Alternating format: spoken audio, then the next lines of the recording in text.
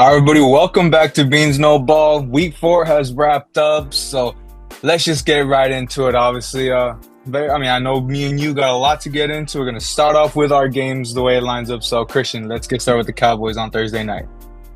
Yeah, so obviously, just like I expected another great game from Dak Prescott. Obviously, him getting the pass game open in this offense and his connection to him and CeeDee Lamb finally looks like they're back on page, which is what I really like to see here. Although outside of CeeDee Lamb and Ferguson, big shout out to him. Outside of CeeDee, Ferguson is really stepping up to the tight end role.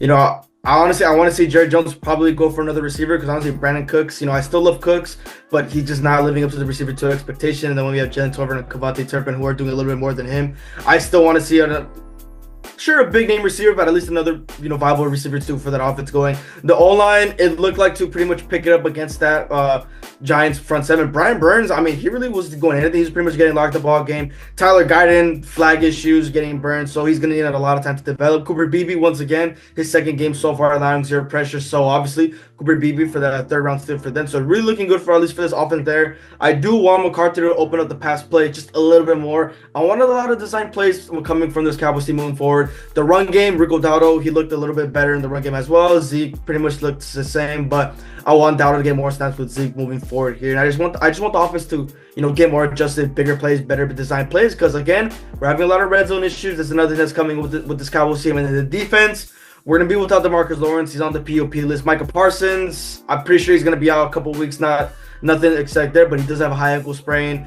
Trayvon Diggs, for his matches with Neighbors, he's got him locked up for every time they matched up. But, outside of that, Neighbors did have a pretty good big game against other corners. But as for the Giants, Daniel Jones looked good, but the thing with them, they can't finish the drives. They settled with field goals, and if they were scoring those touchdowns, it would have been a whole different ballgame.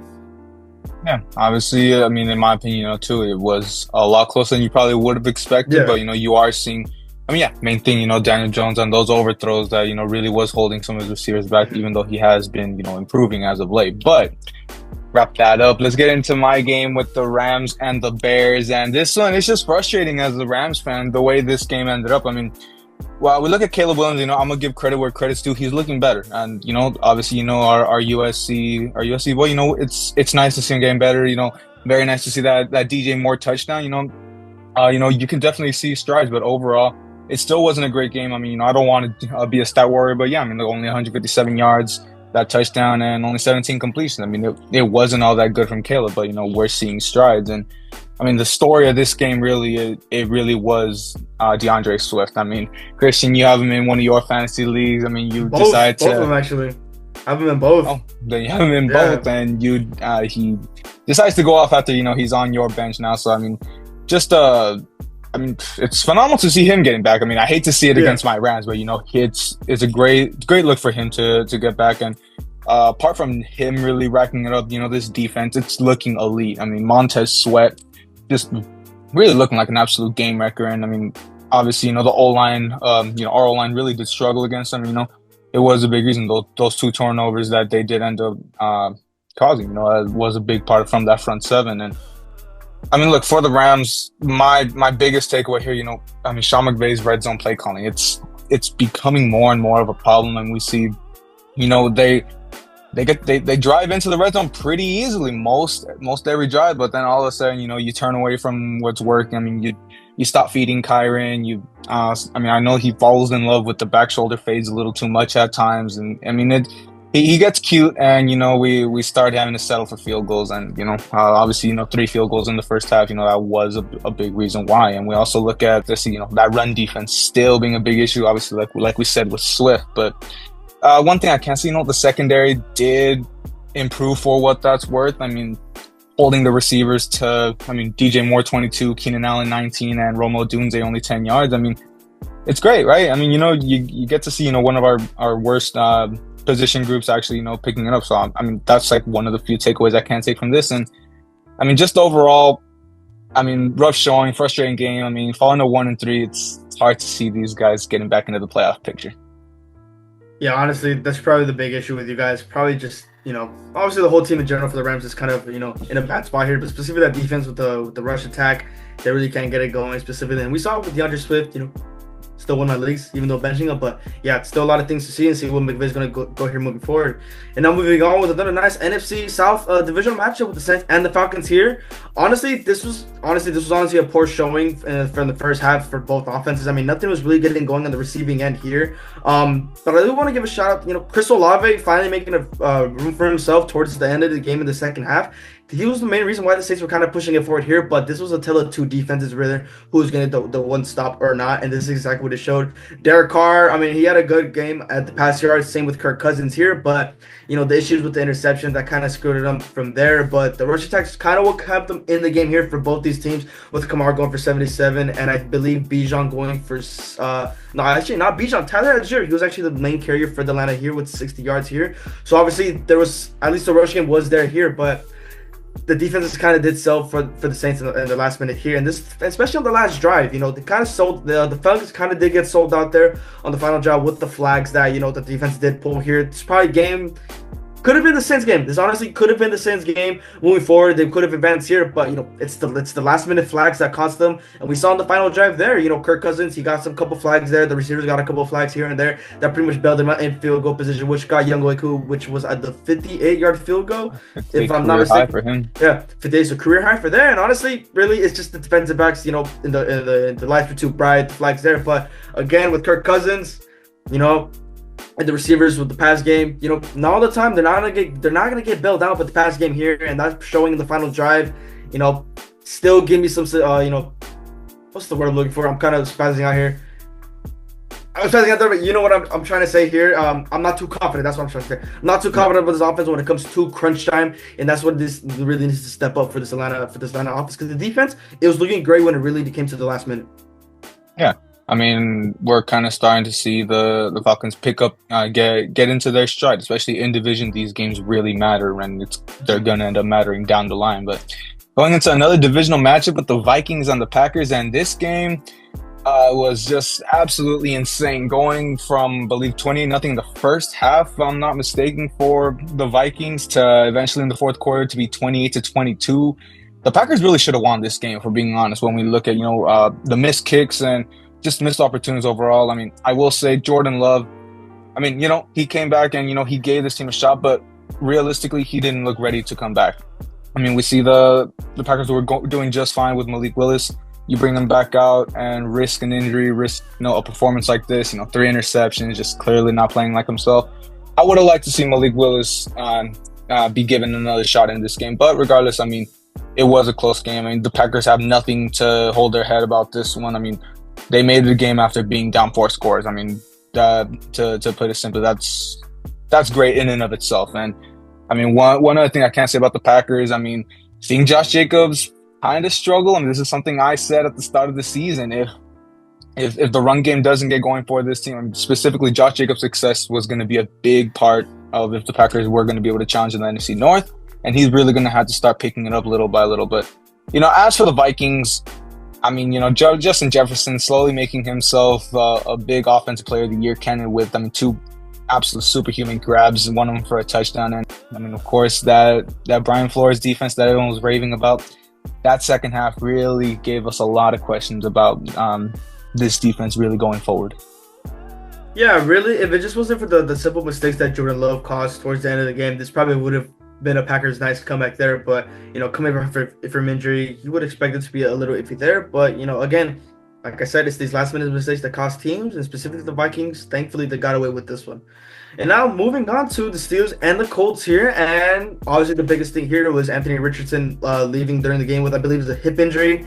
Still, the report saying that he still is in a lot of pain going into there, so it's going to be day to day whether or not it's going to be Joe Flacco, starting this Sunday for the Colts. And see, the time is what's going to be for Ant Richardson. That's obviously tough to see for Ant Rich there, but the Colts really made a name for themselves. Joe Flacco really came in and he got the offense going. I mean, Michael Pittman, Josh Downs, everyone on that receiving core, they're finally making a name for this stuff, especially Pittman, who was pretty quiet to start off. I mean, Pittman finally got 113 yards coming into this game here, and then Josh Downs for 82. So really, these receivers, they were really getting to the Steelers defense, and the Steelers defense is supposed to be their strong suit, especially the pass rush there. But the O-line, they were really holding it down. I mean, Flacco only got sacked twice, which is really surprising. Like I said, the Steelers pass rush is very dominant there, especially with T.J. Watt leading them there. But not really any mistakes coming for this Colts team other than the second half. The momentum was kind of shifting to the Steelers side. Joe Flacco was making a little bit of mistakes. There's some plays, in the passing game that should have been there. And JT too. The rush game for the Colts, it was really getting it going as well there.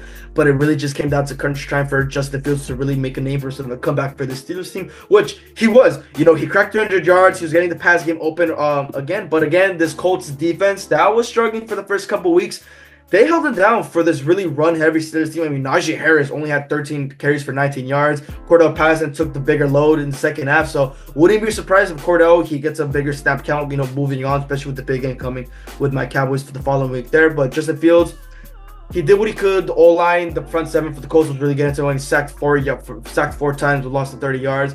It was just really unfortunate there, but his connection to him and Pickens is starting to pick up there. This was just an unfortunate loss that really happened. They're so close to coming back there, but again, it's the tiny mistakes and crunch time that really cost the Steelers a comeback win from this. But the Colts really looking good for Joe Flacco so far. Yeah, I mean, if we do have to see Joe Flacco in more extended time, I mean, hey, if he still keeps up that success from last season, I'm not too worried about the Colts. Yeah. But we'll move it into a very ugly game at MetLife. Obviously, the rain really rained out these offenses, if we're being honest. I mean, one thing I will say about the Broncos, Bo Nix, even in the rain, I mean, sure, he didn't play good, obviously. -7 yards in the first half, only ended up with 60. But, I mean, I can't say, his connection with Courtland Sutton, I mean, that was the one touchdown in this game. And, it's looking like they're really growing that connection, growing that rapport. And, maybe if we get to see them without all this terrible weather, this connection could definitely look a lot better moving forward. Obviously, Pat Surtain just really solidifying his top cornerback spot in the league after, keeping Garrett Wilson and just pretty much in prison in this game. Didn't really get anything going. So Garrett Wilson had that fumble that really set the Jets back early. And I mean, for the Jets, I really expected Aaron Rodgers to, despite the weather, really take the reins on this game. And we never saw that. We saw just the Jets really let this game get away time and time again. I mean, we saw they got bailed out on a missed kick. Should have had that opportunity to set up an easy kick for Zuerlein, and in this weather, Zuerlein ended up missing it as well. So, just a really poor showing. And I mean, I will say, I don't want to put too much into this because of the weather, but I mean, Robert Saleh's seat has to start heating up little by little right now. Yeah. Again, this is another example of, that's him this week. The Jets had so many opportunities to win this game. This was a defensive battle, both sides of the ball. Jets had the bigger edge here, coming to win this game, but Aaron Rodgers, he couldn't have done. The Broncos they were being locked down. It's gonna show a line, like you said with Robert Saleh in the hot seat. It's getting hotter week in, week out to see how Aaron Rodgers is not really paying off at this point. And now moving on to another beatdown. The Eagles get absolutely blown out by the Packers, Mayfield Mania. And hey, I'm going to ride with this train. You mentioned it, but my bias, my hating bias, it's working this time. Jalen Hurts. Like I said, how long is it going to be until he stops getting bailed out? And this is what it showed here. He had a poor performance in the pass game. The pass game was not looking too good at all whatsoever. His O-line started to show against this Bucs front seven with their O-line allowing 6 sacks. So that's already something to keep in play here. Obviously, the only good bright side about this was Saquon Barkley. Obviously, he got going just a little late in the game, which they were kind of driving here and there, but it really wasn't enough specifically for this Eagles defense. And look, you thought this Eagles defense was going to improve just a bit with Quinyon Mitchell and Cooper DeJean, but they're struggling. They're really struggling. They're obviously Cooper DeJean hasn't even seen the field yet. Oh yeah, I thought I saw for a couple plays there, but specifically Quinyon Mitchell, that's already something to really look into there. And look, he's still a rookie. He could get some adjustments there. It happens a lot, right? with this Bucks offense, with Baker Mayfield leading them down the road. I mean, Baker cracked 347, 2 touchdowns. And then Bucky Irving in the rush game, the rookie Bucky Irving started to make a name for himself here. Him and Rachaad White had the same exact stats. So you would expect Bucky Irving to kind of get more snaps the way he's playing there. And then Mike Evans finally solidifying his Hall of Fame resume, still being consistent there. Same with not with Chris Goddard, Hall of Fame, but Chris Goddard in the sense that, he's still being consistent in the passing game, finally being the old stuff that he's here. And this was just a really nice statement game for this Bucks defense. I know you had your little issues with the Bucks defense. I had no hesitation picking the Bucks, and it was going to be because of their defense getting to the Eagles offense. And Jalen Hurts, he's looking really weak in the pass game. And like I said, it's going to be a matter of time where he stops getting bailed out, and it's going to show the real side of Jalen Hurts once again.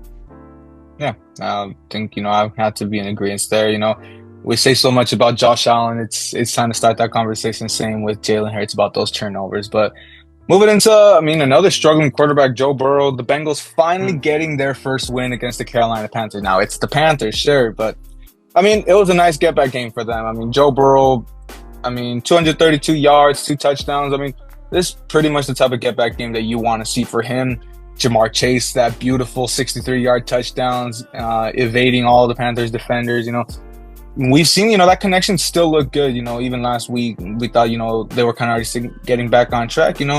Continue to see that into this week. And a big thing for me with this Bengals offense is the running back duo is just really starting to come into their own. Zach Moss and Chase Brown. I expected Chase Brown to really, have a bigger role, but specifically in this game, and we saw them share snaps, and believe they both got into the end zone, or I know Brown got into the end zone, but Chase got 2 touchdowns.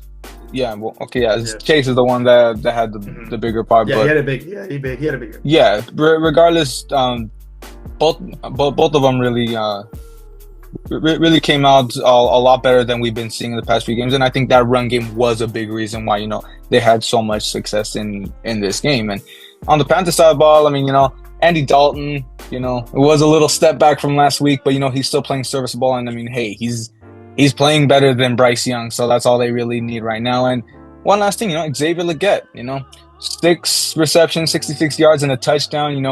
I was very high on him going into the season. We're kind of starting to see a couple flashes of what he could really bring to this Panthers offense.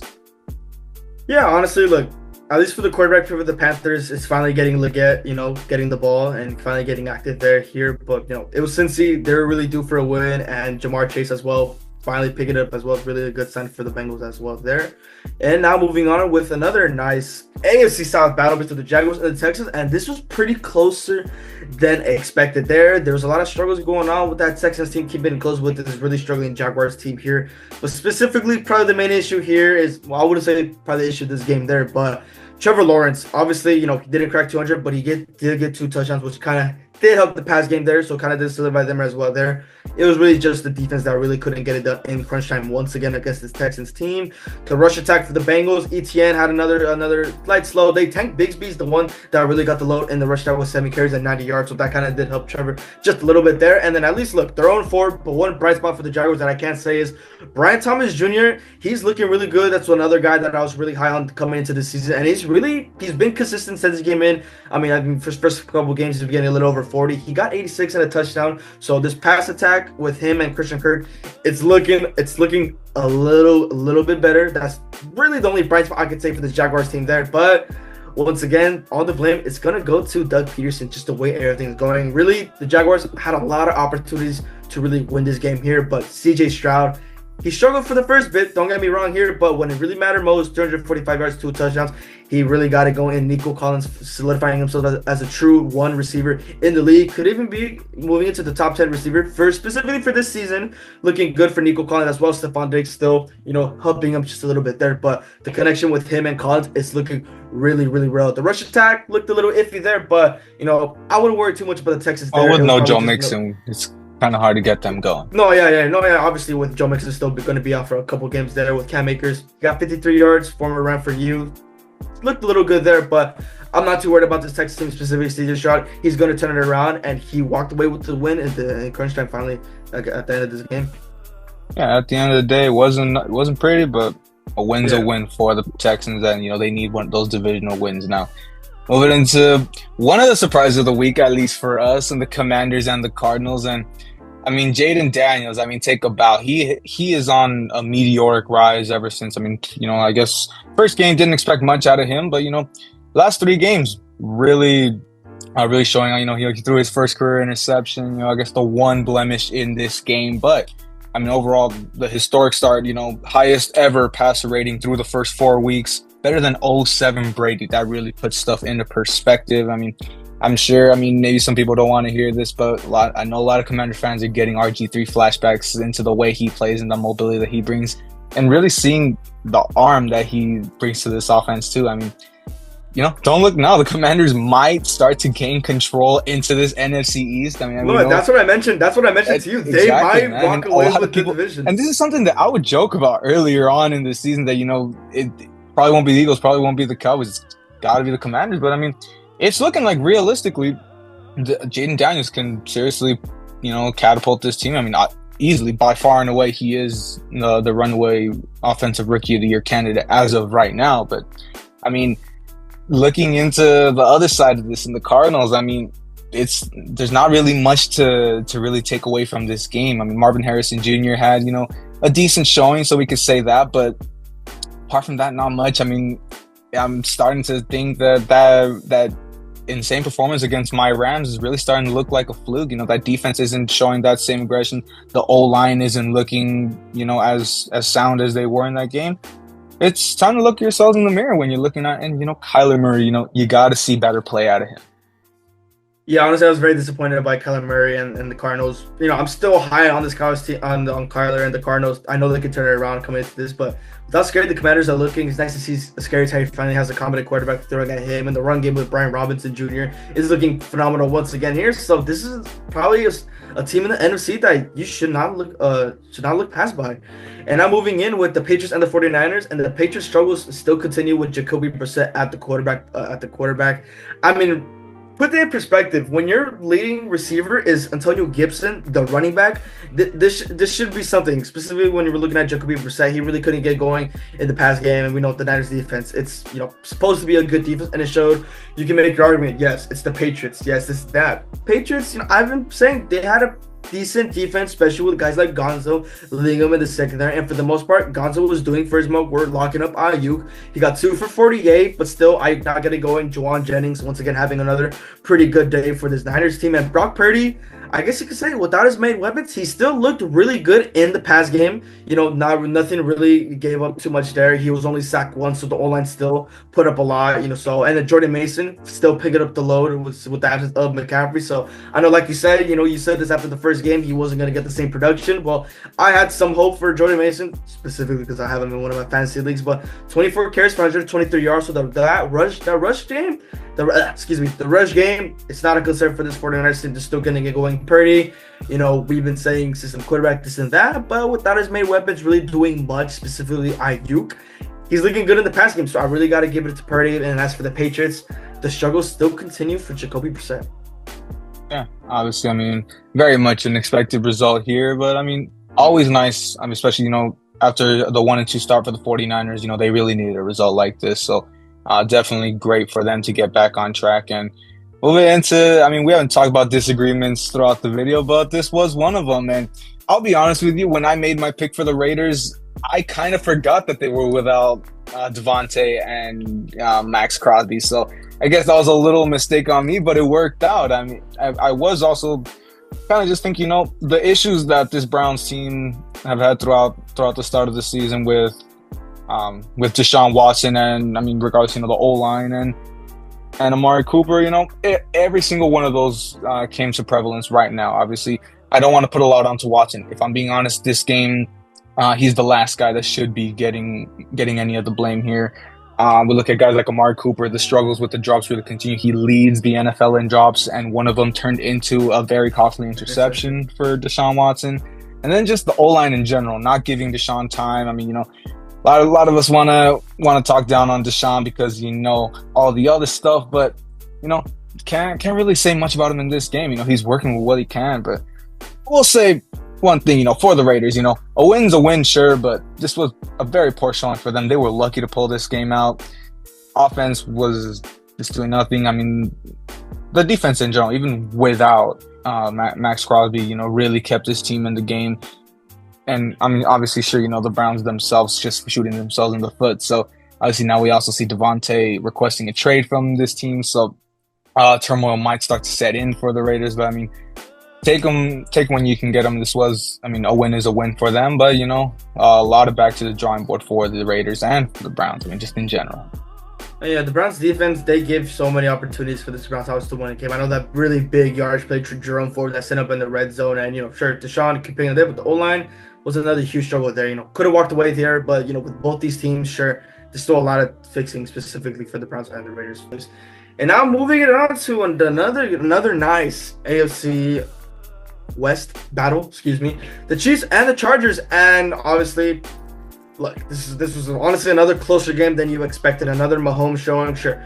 Another game where you can blame the refs, this and that. They're 4-0, but really, when we're looking at this Kansas City Chiefs, they're 4-0. But I want to say they're not scary, They're not the same Kansas City Chiefs team that from the past couple years that, you go up against them like, oh, damn, like we're going against the Chiefs. They're 4-0, right? And obviously, there's a lot of controversy with the referees and the officiating, helping them get away with a lot of costs, and it's true. The Ravens game, the Falcons game, even this game too. There's a lot of missed calls going on. Mahomes, he's not looking as explosive as he used to, and with his big target now gone, Rashee Rice, who he literally injured after he threw that interception, he's gonna be out for probably the whole. I think he's gonna be out for the whole season. I mean, if it's a confirmed ACL right? tear, he will be done for the year. Yeah, so it's scary that's an ACL tear. So if that's the truth, he's done and. Probably you're gonna have to expect Xavier Worthy and that receiver going to hopefully get a step up, in which I'm sure he is. But Travis Kelce, he would look good once again, getting 7 catches for 89 yards. So hopefully Kelce, especially after the injury with Rashi, you can start to pick it up there. And then Kareem Hunt getting back in, evaluating back for the prospect on the run game.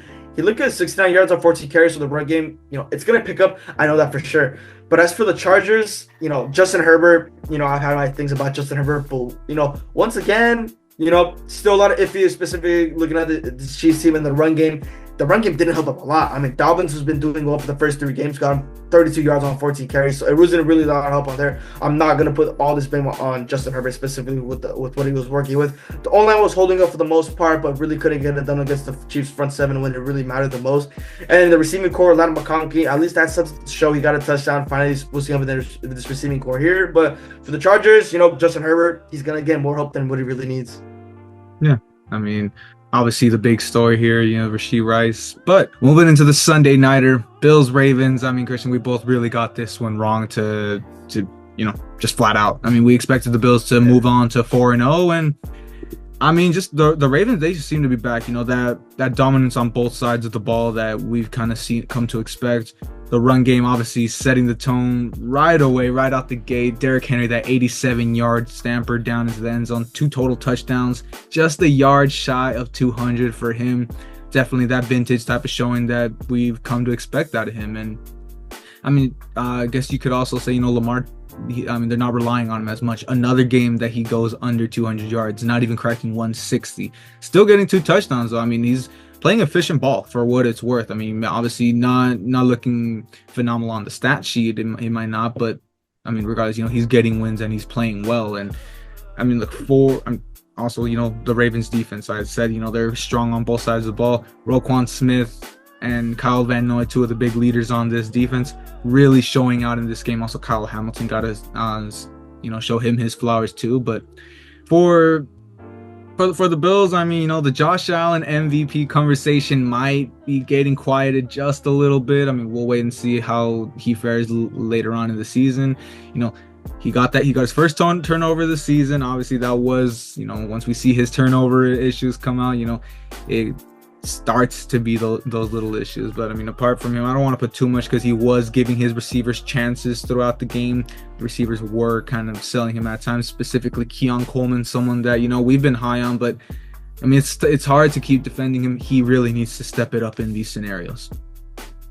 Yeah, honestly, they really could have stopped Derrick Henry in the rush game, and that's going to be the thing too. The Bills' rush defense, it's not that good, and after the first play with Derrick Henry, this is going to be a huge beating there, and obviously the MVP agenda for Josh Allen. I wouldn't give up on it too quick right then and there. I know he's going to bounce back really, really good there. But this Ravens team, it's finally, they're finally picking it up once again. And they realize Derrick Henry, he's not washed. So just keep feeding him the ball, And now moving on to the doubleheader on the Monday Nighter. This sucks that I have to cover Titans Dolphins, but here we go. Will Levis and Tyler Huntley, I should say Mason Rudolph now. Why I thought Will Levis did get benched. This was just another poor showing, another horrible quarterback play. Oh yeah, my fault. Hurt. Excuse me. I was switching out from both games, so thank you for the fact check there. But Will Levis getting out with the hurt, and then once again another generational meme run. But Mason Rudolph coming in. It really wasn't helped. I mean, you went from trash to garbage. Really didn't help once. And then Tony Pollard on the rush game pretty much picked up the carry for them. Got the last minute touchdown, which pretty much iced the game there. The receiving not looking good at all for both these teams. I mean, when you're looking at both these quarterbacks, I mean, there's nothing really much to say here. I mean, I picked the Titans solely just because this was another disagreement. I picked them just because they didn't have Tua. I didn't expect their quarterback play to be this garbage and still walk away with the 31-12 win. This is honestly pretty impressive to being that bad there, but it's nice to see Tony Pollard. At least he was the main reason why this offense was getting it going there. And this Titans defense, sure, against the Dolphins, I mean, they got it done. That's really the best you can say there. Tyler Huntley really couldn't do anything there. Tyreek Hill, the rumor's already starting it. The Tyreek Hill might make a reunion to Kansas City. Who knows how, likely that's going to be. Really doubt it's going to happen. But, really poor showing for both these teams, even if it was a win for the Titans there. And for the Dolphins, it's going to be a long season. And finally realizing with Tua out, even though Tua really wasn't playing that well before his concussion injury, it still shows another prime example of a team that's, obviously goes for a lot of teams around the league. Without your main QB leading this offense, understand me, you could say it's going to be a long season until Tua comes back. Yeah, and obviously we've seen they are going to be sticking with Huntley. Not looking all that good for them moving forward, but we will wait and see if that Patriots game can be a little bit of a get back. But moving into the back end of this doubleheader, the Seahawks and the Lions. Obviously, I got the better game. I mean, this one was phenomenal. I mean, for the Seahawks, I really thought this game was kind of just going to be a little, prove that they're frauds. I wasn't really a big believer. They hadn't really played anyone, but, I will say, they kind of shut me up a little bit. Definitely did. I mean, offensive side of the ball, Geno played nice, the 400 yards, we can obviously talk about that, but, not 400, but, damn near 400. And just overall, the connection with DK looking great. JSN got a little nice action, but Kenneth Walker, I'm gonna have to show him some love for my fantasy, getting me 3 touchdowns on Monday night to let me dig out of my 0-3 hole as of right now, back to 1-3. We'll see how that fares, but I mean, it's obviously nice to see K9 getting back into, especially coming off an injury. So not really happy to see it, as a rival fan, but just as a fan of the game, it's nice to see him getting back in action. And for the Lions, first and foremost, Jared Goff, 18 for 18, almost 300 yards, just a historic night for him. I mean, also former, I'm obviously gonna have some love for him. Expected him to have a drop off, and not really seeing much of that at the moment. And another point on fantasy, the JMO 80-yard touchdown that really did seal the deal for me.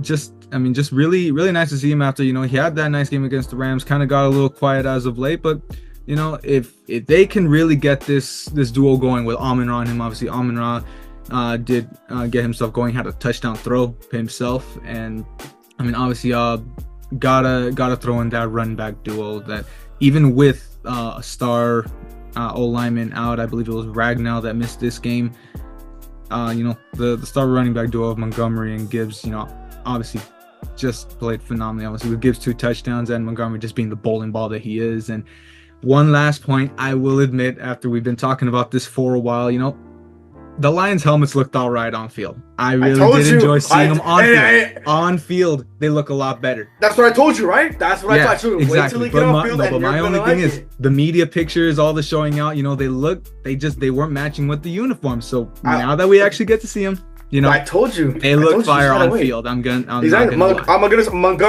Montgomery rocks it. Probably the best, just how bulky it is. I noticed that too. So I'm telling you, those jerseys, they're nice, bro. No, the jerseys. I told you, the jerseys are nice. Yeah. I had my doubts. The helmets look good. I told you, just had to wait till they play. Now that I see it in person, I told you, in person they look fire, bro. But that's gonna wrap it up for us here for the Week 4 recap.